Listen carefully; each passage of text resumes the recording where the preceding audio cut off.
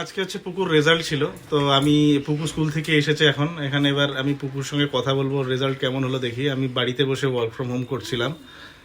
কি পিয়ালি, পুকুর রেজাল্ট নিয়ে এলে? হ্যাঁ। পুকু কোথায়? পুকু আয় এদিকে। কিরে, তোর রেজাল্ট কেমন হলো? ভালো। কিরে পুকু, তোর রেজাল্ট কেমন হলো? 600 এ 577 পেয়েছি, মানে 96.2%। আরে বাবা, ভালো রেজাল্ট হয়েছে তো। তুই খুশি? হ্যাঁ, কিন্তু পরের বার আরো ভালো করব। আর ম্যাথসে কত পেলি? 95, এটাতে একটু কম হয়েছে। আচ্ছা, কেন 100 হলো না কেন? তুই তো 100 পাস। জানি না, কিছু তো একটা ভুল হয়েছিল। কি গিফট নিবি তুই আমার কাছে?